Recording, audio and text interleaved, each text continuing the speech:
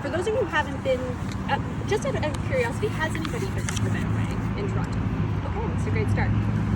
My next question is, how many of you have driven on the Garden Expressway? I had a feeling that we might get more hands that way. And you know, this is an interesting question for me to ask outside of Toronto. How many of you feel loathing towards the Gardiner Expressway? Or how many of you think of it as like somewhat of a convenient and positive way to get into the city? No. Yeah. Well, the Gardiner Expressway is perhaps we often refer to it as the guiltiest piece of infrastructure in Toronto. Because for a long time it has not only divided our city, and I'll speak a little bit more about where and how that's taking place, but it has been the receptacle for a lot of feelings about how our city is changing and the values that we held when we built the Gardiner Expressway versus the values that we hold now. So it has become the symbol of car-centric priorities, of monumental building over community considerations, of concrete over nature. And so with each political cycle, it tends to be an item of debate. And for as long as I've been alive, we've been talking about the same thing. Does it stay or does it go? Up until the Bentway project was first proposed, in which the question that we simply asked is this debate binary? Do we only have two choices, or can we start to ask our infrastructure to do more? And our position is that our infrastructure actually has to do more. You know, when the Gardiner Expressway was built, Toronto was an entirely different city. And its story is not necessarily unfamiliar. Like so many North American cities, the city was expanding into the suburbs. There was a desire to connect the downtown core to the suburban regions, and our waterfront was largely industrial. But I think the thing that also gets forgotten when we think back to the 50s and 60s is that the car was actually a celebrated form of leisure. And maybe that means, you know, maybe that feels somewhat more familiar in a context like Windsor, whose history is so tied to the automobile. But when you look back up publications of when the Gardiner was being built, they refer to it as a waterfront highway. Can you imagine in this day and age celebrating the fact that you were building a waterfront highway? You know, it's entirely different context. And because of the fact that Toronto's waterfront was industrial and largely dominated by rail corridor, it became, somewhat of an easier path to build this elevated expressway again. That doesn't mean that communities weren't disturbed. Communities like Parkdale were absolutely divided and affected by the Gardiner Expressway, but it's not the context that we know today. Now, fast forward, truthfully, almost as soon as the Gardiner Expressway was built, industry began to leave and the nature of the city began to change. But fast forward to today, our waterfront and the context in which the Gardiner sits is an entirely different context. When industry left, the waterfront gave rise to some of the densest communities to be found anywhere in North America. We estimate that there's about 200,000 people that live adjacent to the highway. So just like along the edge of the highway north-south, 200,000 people. That's a city in and of itself. And for too long, that expressway has sat as a divide between the waterfront and the city to the north. But it has also been the front door and back door for these growing communities, which are, as I said, some of the densest in North America, and which need public amenities, need social services, need new ways of moving throughout their city. And so the question was posed, not necessarily can our infrastructure do more, but how do we demand that our infrastructure does more? And that reflects the values of the city that we have built today.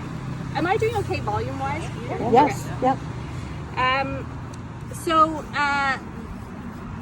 The project was initially was not founded within the city. It was founded by a really quite remarkable philanthropic couple, the Matthews, who had been giving within the city for a long time, very quietly, and were interested in making a legacy gift within the city of Toronto. And Judy Matthews, who is a planner by background, has long been an advocate of public space, and she wanted to create a catalytic public space. She talked about a public space that in and of itself was not simply a destination, but that it showed us new ways of building public space, new models of building public space further. And she approached a good friend of hers, Ken Greenberg, who I know Dorian knows well, a preeminent urban planner who's worked all over North America, one of the strongest and wisest voices working in the field of urban design. And he said, I have long been thinking about the Gardiner Expressway. I've been watching the city change around it. I think there's a real opportunity that's hiding in plain sight to think about our city differently.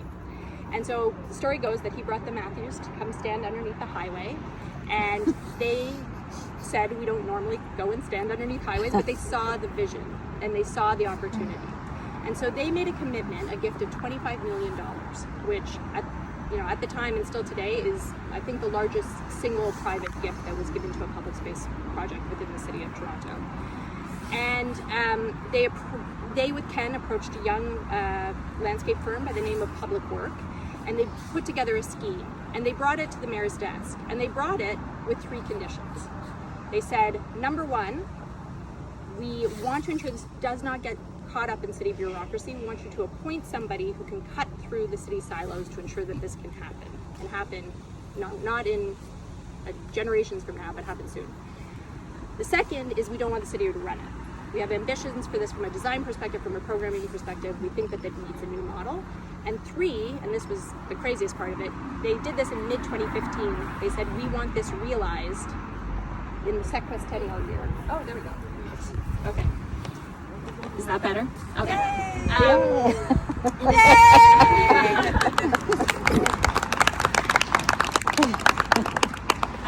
So we want this realized in the sequestennial year, which was 2017.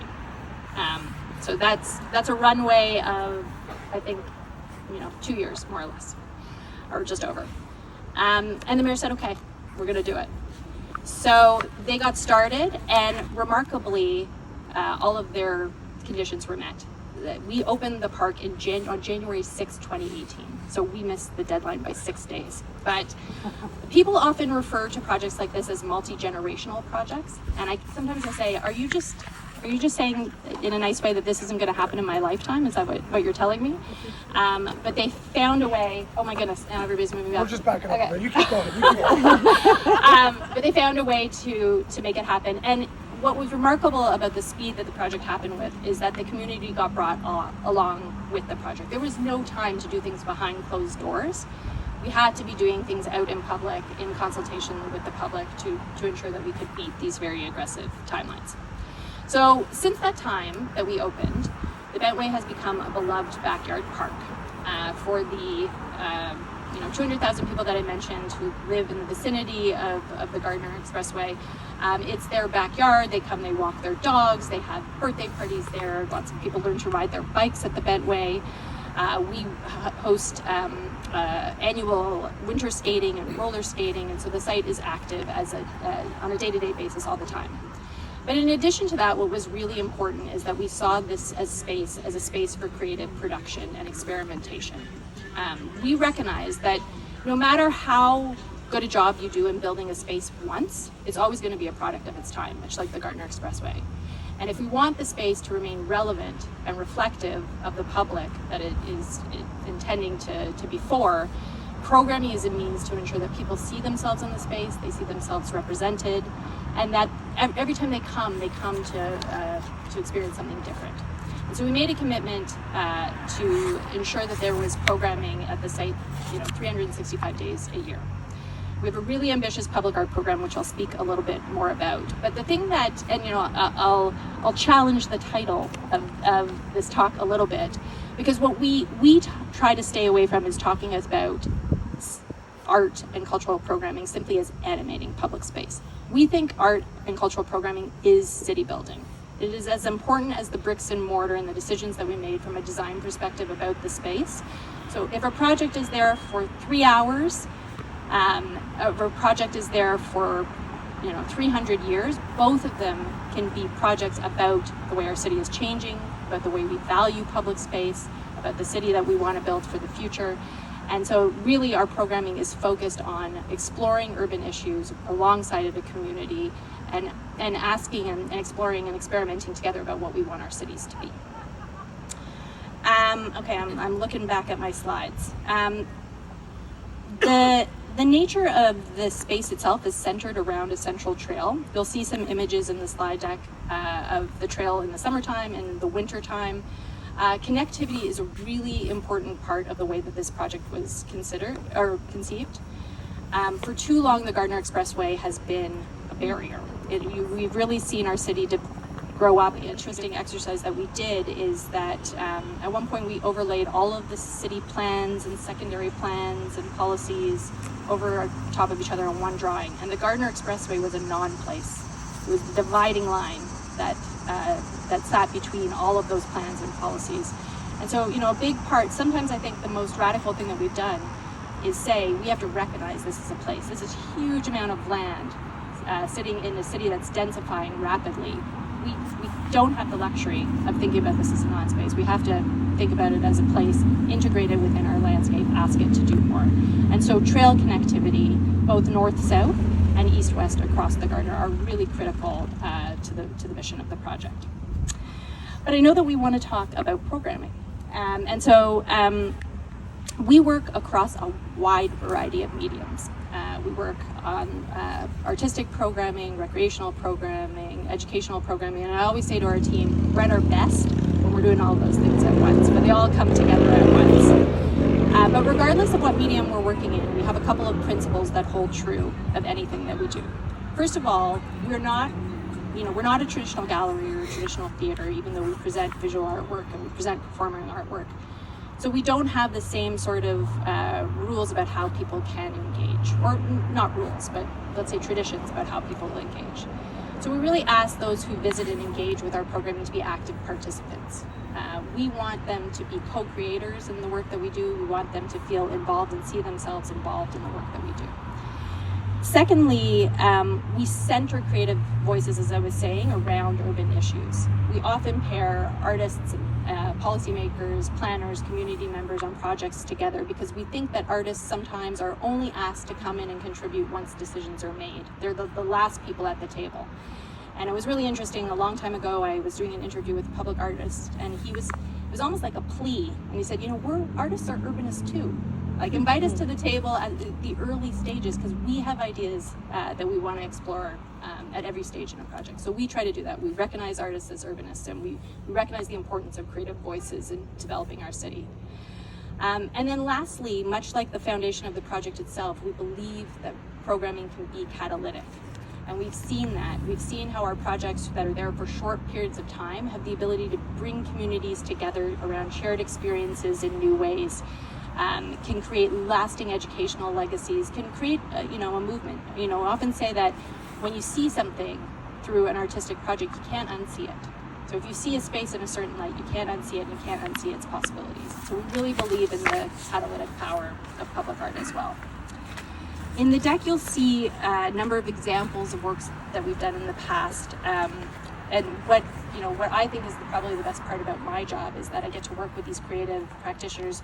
Every single one of them sees our site in a new way and allows me to see it in a new way. So you'll see work by Leroy New, a brilliant sculpture that we presented last summer as part of our Beyond Concrete season, who was actually exploring the legacy of waste. The Gardiner Expressway is actually built on land that was expanded to support railway expansion. And so it's all infill. At one point, the land was all the lake. In order to create that infill, they did so by dumping garbage in the lake, effectively. That was the tactic at the time. So he created this brilliant sculpture that weaves waste with bamboo and that kind of grafted itself in an almost parasitic way onto the columns to really call out that attention about the relationship between waste and wildlife that has created this place, and that we must continue to think carefully about it as we think about its future. We have presented incredible ephemeral installations like Down Roosgaard's Waterlicht, where we actually simulated a virtual flood on site, both to get people to understand what the state of the site was when it was the former extent of the lake, but also to call attention to our responsibility to the lake in the future and how we have to care for our waterways. We've worked with a number of Indigenous artists, including Maureen Grubin, who did a beautiful project for our winter season, where she brought her images of her culture from the Northwest Territories and embedded photographs and videos on sleds that were just distributed all around the skate trail. So as you were skating along the trail, you got to see glimpses of another northern experience and really tried to draw the connection between our northern landscapes. And the last project that you'll see here, and I'm just giving you a bit of a taste of how we work, was a project for our Playing in Public season, where we worked with Toronto-based artist Esma Mohammed, who transformed our skating trail for the period of 5 months into a hyper basketball court that involved 30 different nets at varying sizes and heights that made their way up about 40 feet along the Gardiner Expressway. So if you actually made the shot, it was incredibly dynamic. But she was challenging us all to reevaluate the way that we think about the rules of games that we know, and what that's meant for accessibility and how we can start thinking about it differently. So wide range of practices, but all of them highly relevant to the way that we're thinking about cities, the way that we're thinking about our site, and can become really powerful tools that help us to understand ourselves and our environment in different ways. I don't want to talk too long, but I'll just say that the other very exciting thing about our work is that we're really just getting started. So to date, we've built about 1 kilometer of space underneath the Gardiner. But the Gardiner in its elevated condition stretches about 7 kilometers across the downtown core. And there's a map that is very small in the slide deck, but you can zoom in. You can see that this non-place, if you start to look at it through different lenses, is a really critical civic spine that connects so many different civic priorities and investments from end to end across the waterfront. Many different levels of government investing huge dollars into transit infrastructure, the Union Station or Billy Bishop Airport or the new Ontario Line subway expansion. The Gardiner is the spine that connects all of these investments. So with that in mind, we approached the city and we asked if they would be interested in collaborating with us on a public realm plan for the full 7 kilometers, so that we could draw on the lessons that we've learned in the development of phase 1 and to create a set of recommendations so that the many different players who are going to be responsible for the development along this corridor were working with the same set of tools, be it private developers or nonprofit organizations like the Bentway or the city itself. And so that project came to a completion earlier this year, was approved by City Council in April, which is very exciting. And within the context of that project, we are working on a series of additional spaces, destination spaces like the Bentway Phase 1, additional Bentway hubs that will be anchors along this larger corridor.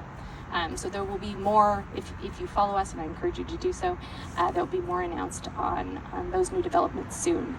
But the one other thing that I think is important to note about the way we work, and I think really relevant to the way that I see you working here, is that,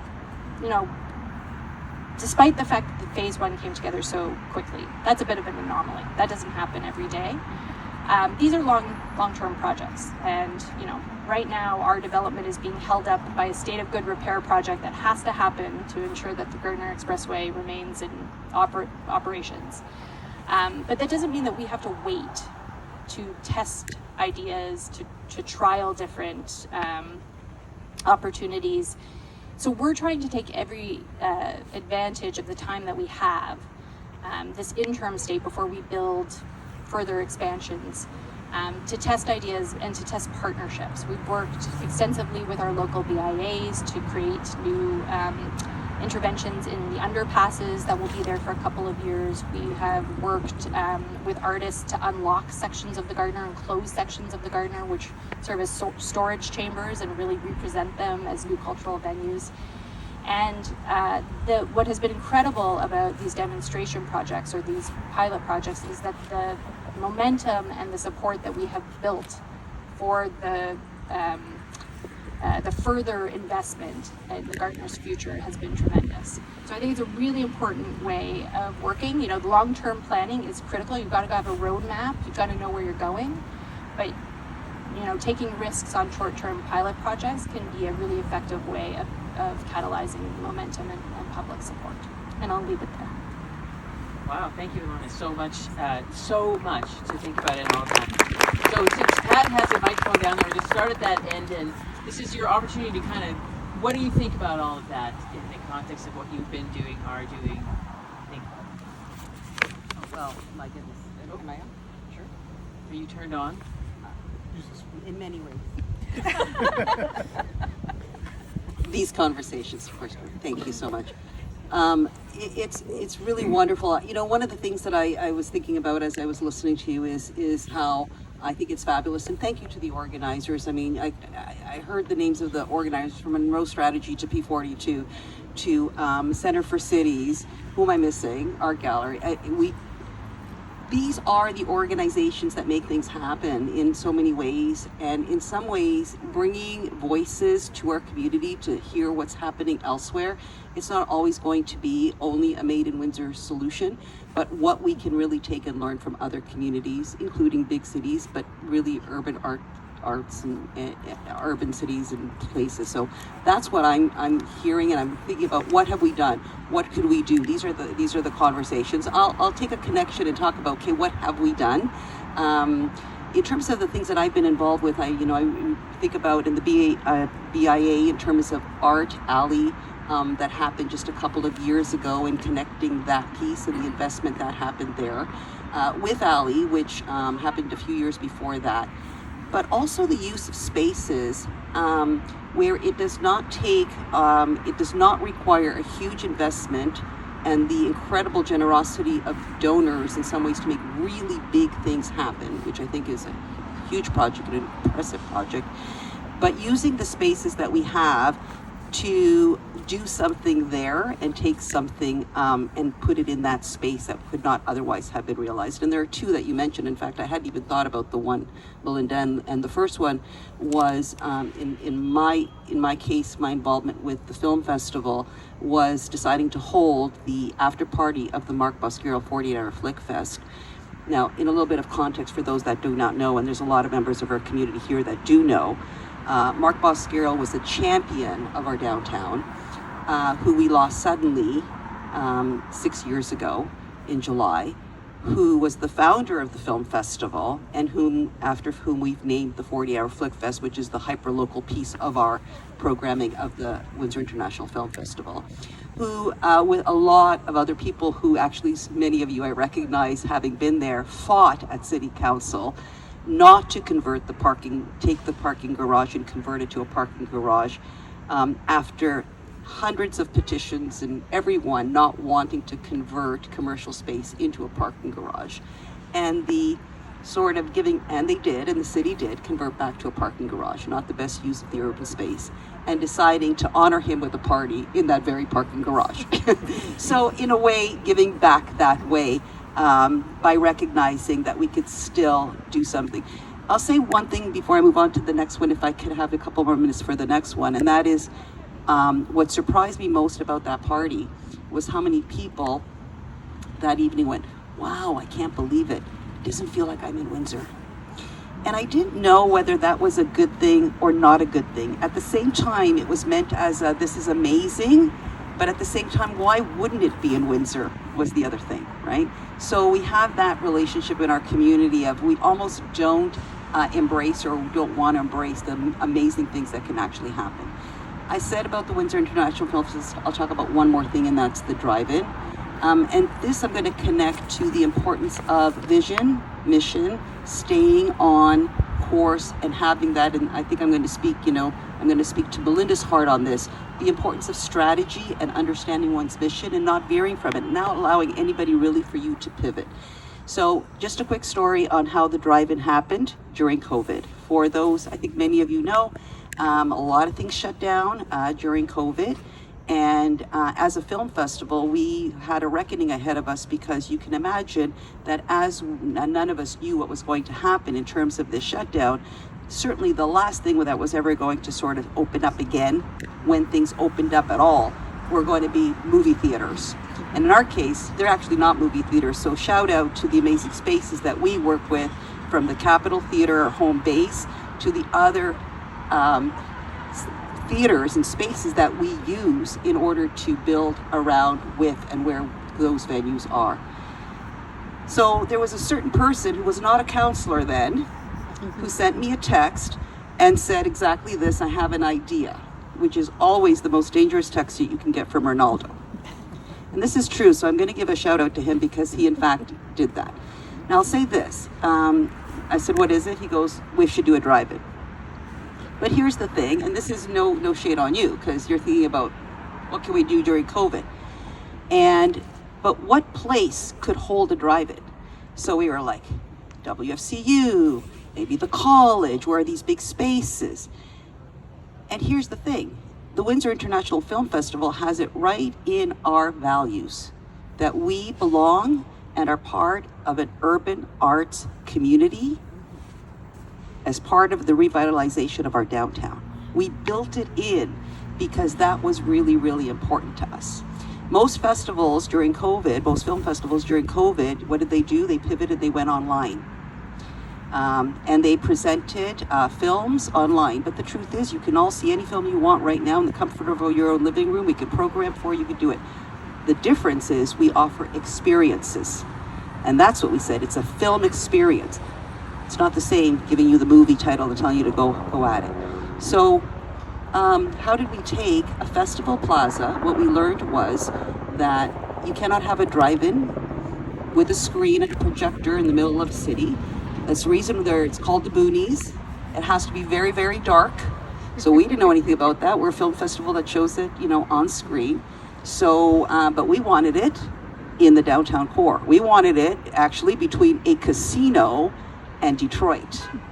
And that required us to then rethink of how we project, including an LED wall. We had to deal with the infrastructure limitations of a stage with a roof that was not elevated to the height that we needed, to bring in architects who could work with CAD design to design where the parking would be in order to move back and be able to see the stage, to the fact that because of the lead in our bridge, we could not have a transmitter to bring the sound into the car without interruption until we found the one radio that could, and our technical director, Lana, drove through all of southwestern Ontario and bought every single one of those at every Home Depot between here and Kitchener. So these are the things that we had to do. I'm telling you this as a story because I know you all know WIFF, but I mean, it does just not happen because WIFF shows movies and they could do a drive-in. It took really the will to do it and the constant desire to go back to your mission, your vision, and your values to make it happen. And I think that's, to me, the story about the space and how you see it and how many good people can be involved to make it happen, and sometimes quicker than others, but that's the will. So that's my part of the story. Might as well just pass that right over there to Renaldo. As Pat said as we had lunch, he said, if someone says they know a guy, that guy is Renaldo.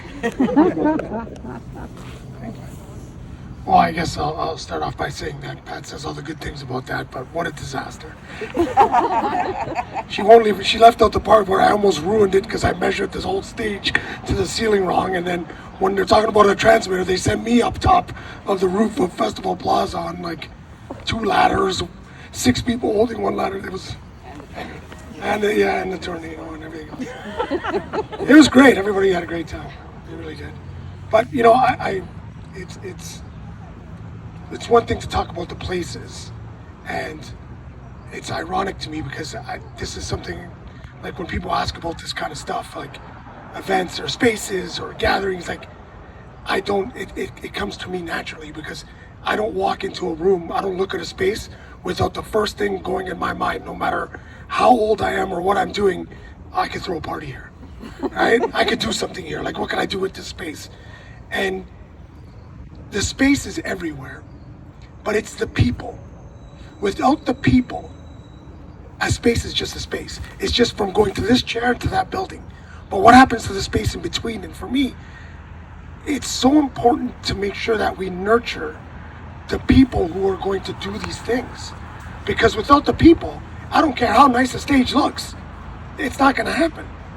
And it always comes down to, and for me, it's because it's what I did.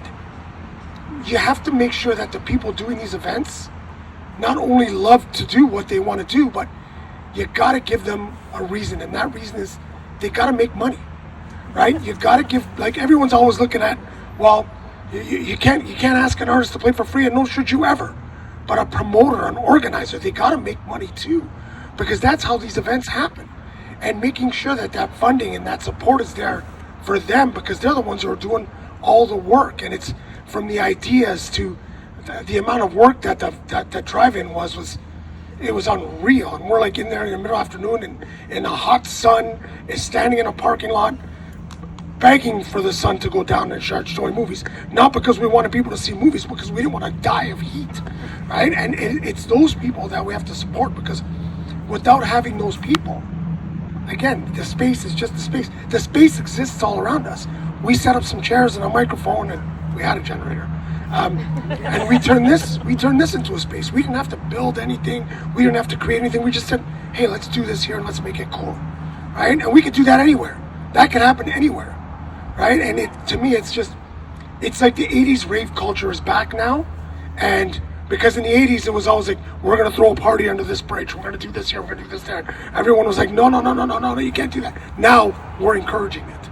Now we want to see art installations. Now we want to see culture. Now we want to bring people together. But we got to key in on the people that want to do that. And post-COVID, I worry, because I don't see a lot of those people around anymore. And I worry that we're so focused on getting from A to B. Like, we're so focused on getting into that building instead of being focused on where we're standing and what can we do, what's the journey to get there, and what else can we do, how much fun can we have, how much art and culture and excitement can we put together without just having to go from place to place to place to place to place, right? And that's the thing. We got to find a way to get more people interested in doing more things. And then not only that, we also got to show up, right? So we can't just be the people that say, well, we want to see this, we want to see that. When someone's doing it, you got to be there and you got to buy a ticket, right? You got to support them in that way. And for whatever reason, and I've got 1,000 of them, why Windsor, it's so difficult, but for some reason, everyone here just waits for the freebie. Well, put me on the list, No, you got to support the culture. You got to support the arts. You got to support the people that are putting in the work and turning those places and those spaces into something where people want to get together and have a good time. Because ultimately, that's what it comes down to: having a good time, getting together, enjoying yourselves, right? And using the spaces that we have. And it doesn't have to be inside a $300,000 building or $1 million. It doesn't. It could be anywhere. It's nice to have those things too, for sure. But we got to make sure that they're usable and that we give the opportunities to those people to be able to use those spaces. And even if it doesn't work, we got to make sure they at least make a little bit of money so they try again. Right? When I look at the history of Festival Plaza, which is like probably 15 years, there's been more events that have come, done one, and left than ones that continue to go. And it's not because they didn't enjoy it. It's not because it's not the best venue with the greatest site. Like, everything's there. Could use some grass and some shade, but that's on the way. But it's because they couldn't make it, right? It's just too expensive. It's too expensive to have, right? So we got to support that and say, you know what? On year one, you might not make it, but I'm going to be there for you, right? Because year 2, 3, 4, 5, and 6, that's what I need to get you to.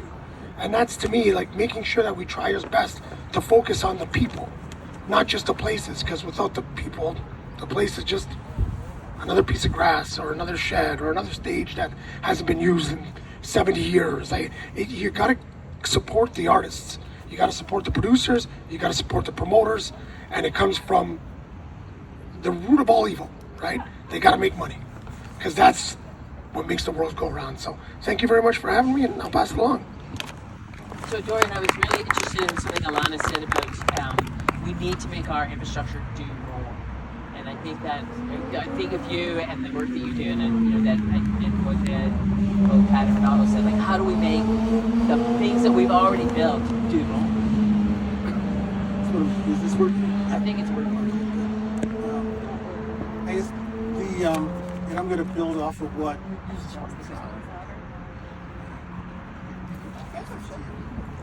I'm going to build off of what Renaldo was just talking about in people, and I think people are an important part of the challenge here, or the topic, which is animating public space. But as someone who is focused on city building, I try to focus on things that are more permanent in nature. And so what I would say is that we need to look at the opportunities that, and I'm going to talk strictly about downtown, that downtown presents for us. And I think we need to look at the primary public space in downtown, which are the streets themselves, and look at them critically from the standpoint not just of the pedestrian, but also from an artistic standpoint. So the streets, Roulette, you can even talk about Pitt or Chatham, that connect the major public spaces in downtown. This space, City Hall, Jackson Park, the Riverfront. I think those streets need to have I'll say the eye of the artists on them in order to animate them, in order to make them something special. And I think, and what I mean by that, especially as an architect, is that it can't be what we typically do, which is take a piece of art and place it somewhere. I think it needs to be more integral than that. Many decades ago, I studied in Vienna during school. And there was an architect in Vienna, Otto Wagner, who did a lot of very basic apartment buildings. But he also incorporated artists into the exterior of those apartment buildings, using artistic tiles, details, patterns. And so I think that's something that as we start to renovate and rethink what happens in the downtown, that's the level of permanence that I think we need to bring art into the public realm. So I think that's the first thing, is to look at the streets. And you think of the streets as a space with walls and ceilings, lights above, objects in the space, in order to really create rooms for the people that Renaldo was talking about. The second area that I tend to want to talk about, and this is a challenge to artists, is to think about context. So that when you're developing art to animate a space, it should be generated from that space, so that art developed in Windsor reflects Windsor. And I know we say that all the time, but it's really about looking at the context of what does this community need, and what's going to bring up the spirit of the community, and how can the person or I, as the artist, bring that out in the development of the public space. So I think that's an important thing to consider. The third thing, and I think we touched on this also, that I think is important, is to look for what I call the lost spaces, the little nooks and crannies that we pass by every day and we don't think about, and look for them as opportunities to have people, when they're engaging with the street or walking, to have something that catches their eye, even if it's just for a moment. But it's those little instances of delight that make people comfortable with the downtown. And so if we think about it as, and I think activity and programming is great, but if we think about it as things that we can do that are permanent, it's going to make this city very unique, different than others, and also show an investment in the arts and culture that we need. Thanks, Lauren. Actually, that's a really great segue, I think, Lauren, because what you have just been doing was to take maybe not so much a permanent change to a piece of infrastructure, because I think painting murals on walls isn't always seen as sort of permanent, but you've taken that and then tried to kind of run with that as a way to create some connection between the two cities. So what are your thoughts? Yeah, thank you. That's my entire life. To go through different areas of Windsor looking specifically for murals, whether they're ones that were commissioned or somebody just scribbled it while they were waiting for the bus. I found things that I had never noticed before. I knew certain areas where I would find a lot. I knew certain pieces that I was looking for specifically, and yet I was still surprised by what I found. So I should probably explain that I was actually the one who went out and took pictures of all of these different murals that exist around the city. I had a spreadsheet that was based off of some murals that Doug had seen while driving around, I think. At one point I sent him a text like, where did you get this data? And he's like, don't be mean, like I made that. I was not trying to be mean, but it was like the hottest day of this summer that I was out wandering around trying to find these things. And, you know, we did find a lot of them, but it was also a lot of work. It was fun, it was an exploration, but not everyone is going to go out and spend all of the time to do that. So I'm really glad that we had the opportunity to build Motor City Murals as a web application that people can access, so they don't have to fight as much to find all of these pieces of art, but they're still going to find things that surprise them. As I've discussed this project with people since we launched it, so often people are telling me that they did not realize there were so many pieces of art existing out in the wild in Windsor. And that's crazy. Like, leave your house sometimes out. The internet loves to talk about going out and touching grass. Like, pound the pavement, walk the sidewalk. Like, there are things to see that don't exist just on your cell phone, right? And you don't have to wait for a special event. I know Windsor loves its special events, right? People will brave any type of weather to go to art in the park, but they won't walk down a street in their neighborhood because there's nothing there to see.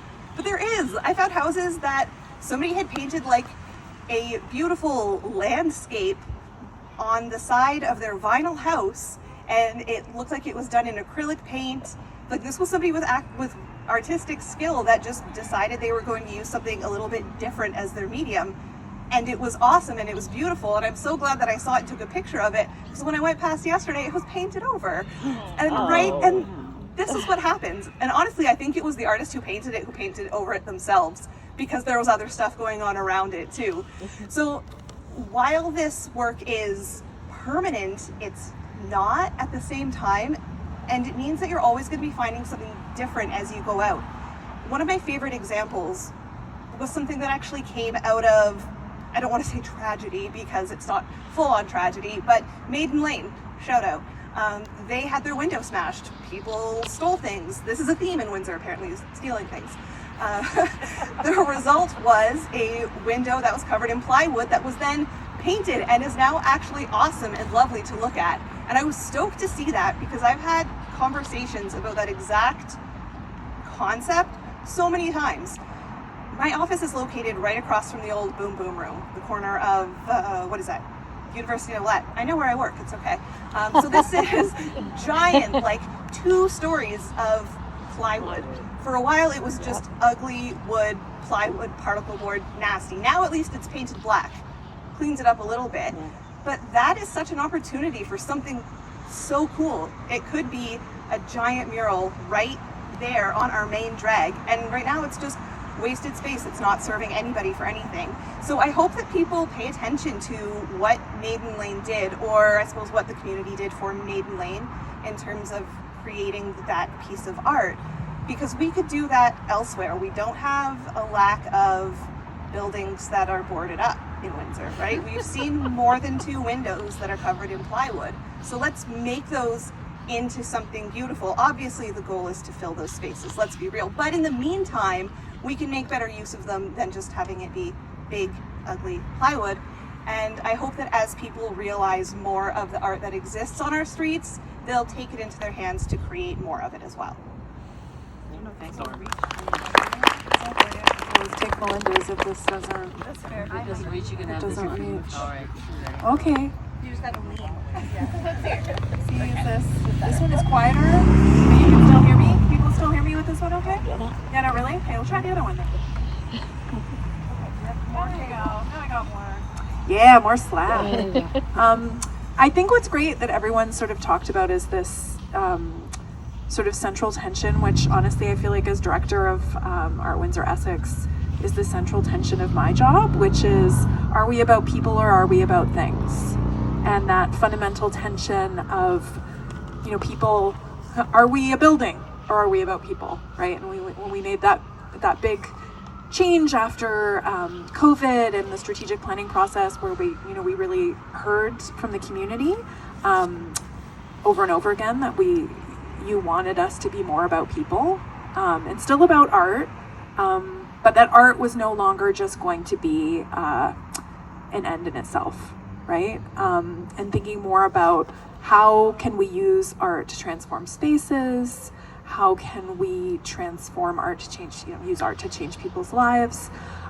So when we decided to look at our assets, which was our collection, and think about, well, how do we use this in a way that's going to change space outside because it was COVID and our doors were closed, something that's going to surprise and delight people, and also reaffirm the message that I don't know that we always talk about or understand, which is the art collection that is held in that building,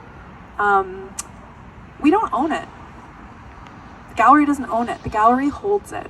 And the gallery holds it for you. And that's something that I was hoping the artworks outside would spark a conversation around, an understanding of, yes, we're taking reproductions from the collection. We're putting them, over 50 of them between Windsor and across the county for everyone to enjoy, and to turn neighborhood after neighborhood, into an art gallery outside. But just to underline that, the reproduction, that artwork, yes, it's a reproduction, but it's also yours.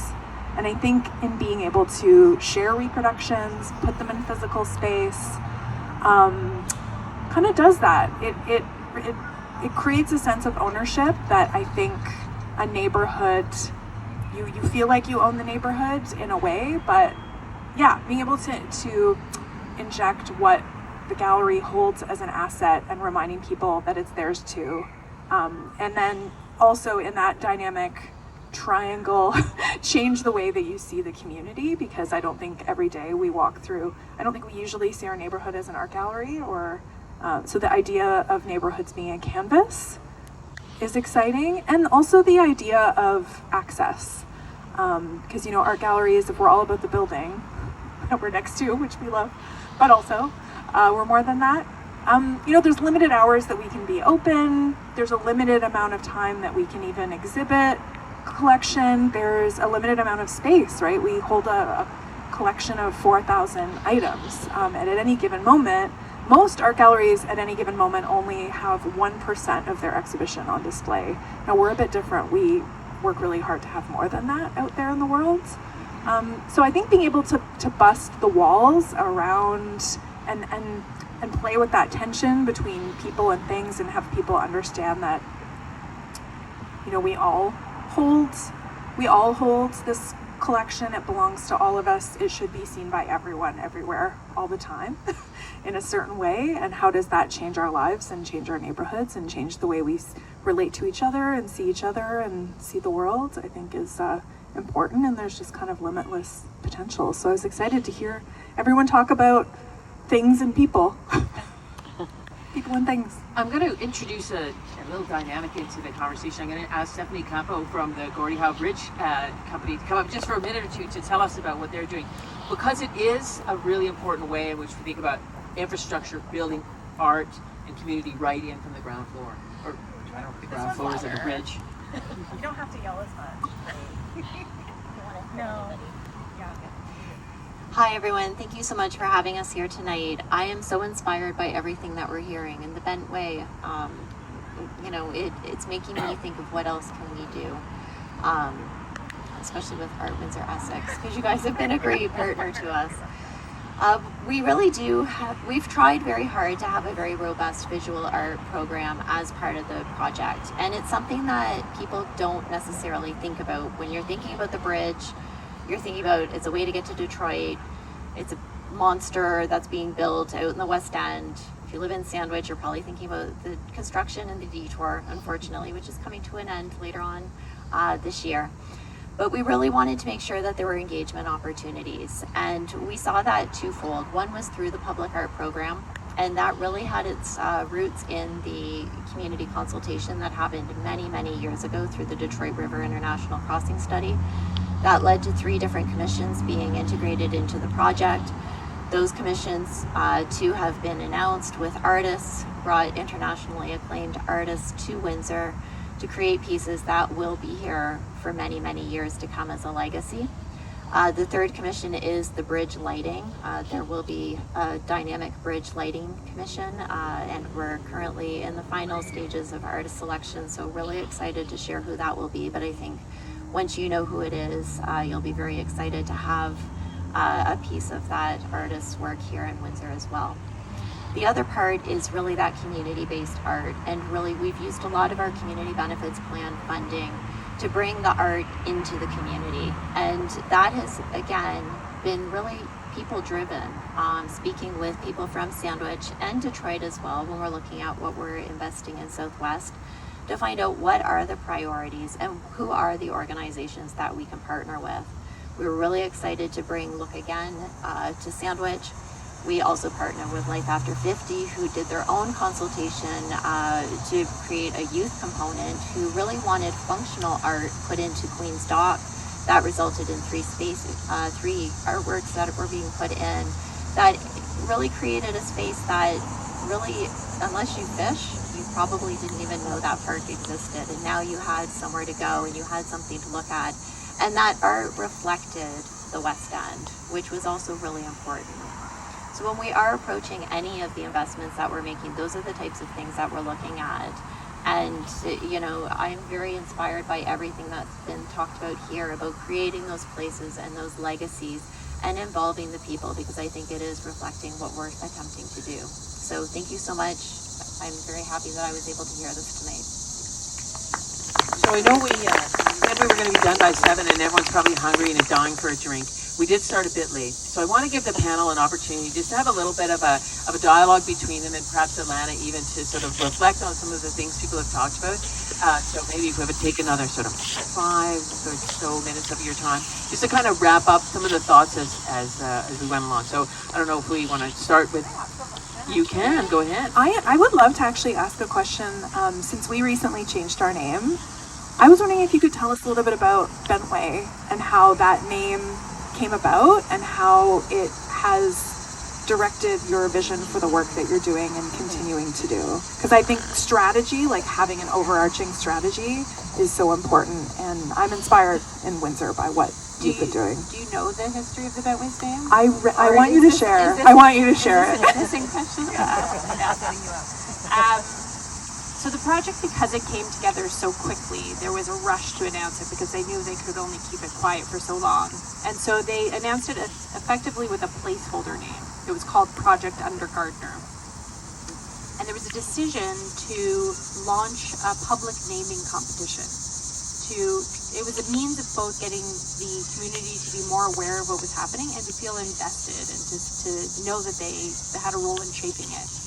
So there was a whole series of community, this predates my involvement in the project, I should say, but there was a series of community workshops that were held all over the city. I can't remember how many names were actually submitted. It was like a staggering number, like close to 1,000, which each came from different school activities or community gatherings at various centers. And then they convened a committee of representatives from across the Toronto community to shortlist 4 or 5, I'm trying to remember now. But this is part of the story. I don't know if you know that. And then they created a bit of a mini campaign around each of the names, and then they put it out to the public to vote. And the part of the story that you might not know is that the voting was actually hacked. And I think that the thing that is really interesting about it is that people cared enough about a naming of a new public space to hack the system. And when I spoke to the communications firm that was involved, like, we didn't realize that we had to, treat this like election level security that for a public naming competition. But ultimately, after that was sorted, we arrived at the Bentway, and the Bentway comes from it's actually a structural term. The bent is the column and beam unit that holds up the expressway. So that's where it stems from. But we like to think about it as also being, a bent way of working. It's not a typical way of working. It's forcing you to look at something differently, to, you know, invert or subvert your expectations. So that is the history behind the name. So maybe if you want to pass that to Dorian, just if I want to take a minute or two, just to kind of, where are you at in terms of thinking about the topic that we've been sharing tonight?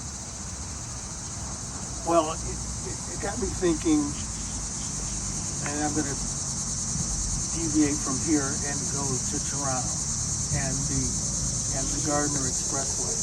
And just really quickly, one of the places that we study is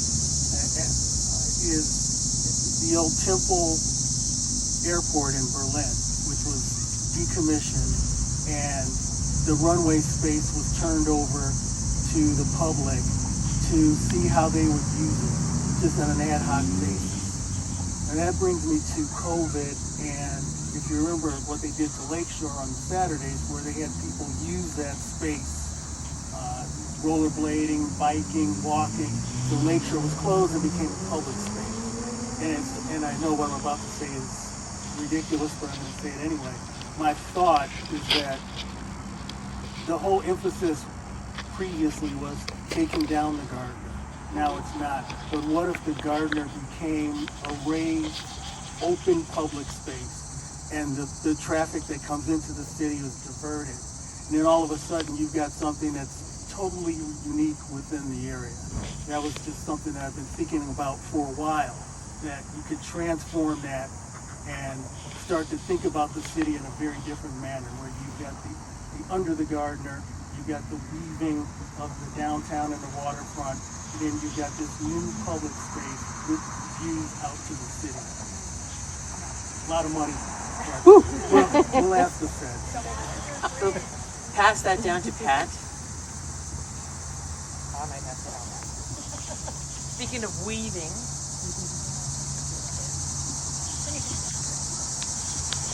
So give us a minute of your reflections, Well, if that's possible. if I, am not censured, I will revert to Brand and talk about the fact that one of the things that occurs to me is when we're talking about public spaces, we're really talking about, who has handle and who do we need to partner with and who do we need to convince and where do we need to advocate in order to really get anything done in public spaces. And we can't really have these conversations in a void without for better or for worse, in many ways, the elected officials and those who are responsible to be stewards of these public spaces and the relationships that we have with them. And, I know that we don't, it's the political in me, but I can't help it. I've got a councillor sitting next to me who, we're talking about Festival Plaza. The things that I talked about probably would not have happened outside of COVID because the place was empty and would not be used. And suddenly, we had the buy-in to do the certain things. We had an interesting conversation earlier, and I can hear you, can listen to you all day about it, but also, you had private donors, and you had to have come to agreements with the city and who's going to maintain it, and how do you do it? When I take a look at the art gallery, I'm going to wrap it up back to what you were saying. I think you just really brought into a beautiful point about, who owns certain things, what is public, again, I take a look at our relationship with whether it's the stewards of a public art gallery or the stewards of a gem of a theater. When you're looking at organizations with boards and people who are committed to it, and they're the interface with the government, or when you are, as Dorian said, taking a look at building roads, now you're in direct relationship to those. And until we have, I think, buy-in and really have a conversation with what we want as a community, going back to vision, mission, values together to build those things, those are always going to be some of the things that are going to be barriers that we have to overcome. And sometimes they can be success stories when we find them. But yeah, I think these are wonderful conversations. I think when we talk about public, there's a component there that is our reality sometimes that we constantly battle. Councillor? Give us a minute of your reflections on the evening.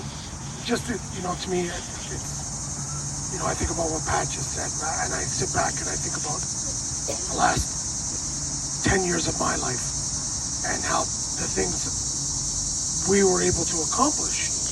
And there's stories we can go on and on, but it wouldn't have been possible without someone like Pat.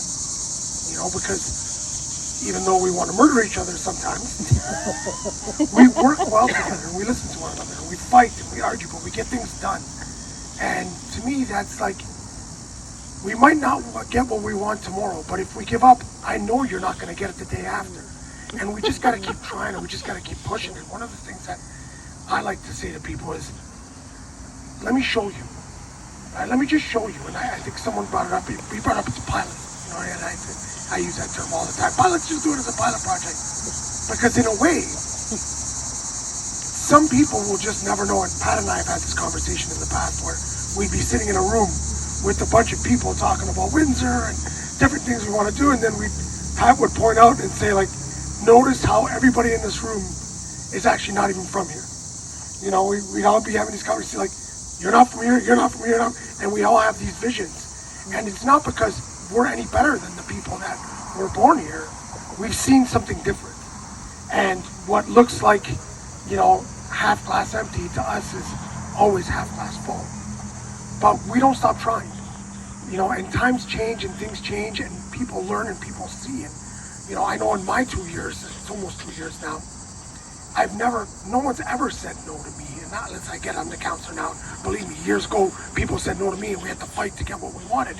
But I'm like, and people are seeing, and you might not believe it, but people are seeing like, oh my God, like that cost us 10 grand and like 1,000 people showed up and like everything was cool and everybody was safe and nobody died and like everything was busy and everyone was happy and that's all it cost. Like that's all, like, so you gotta show sometimes and people change and times change and things get better. And I feel that as long as we keep trying, we're gonna get to those places. And the other thing for me is like, when we look at the Gateway project, we're like, oh, the Bentway. I grew up just around the corner from there. Like, I remember seeing it when I was a kid, going through there and like thinking, well, it'd be a cool place to throw a party.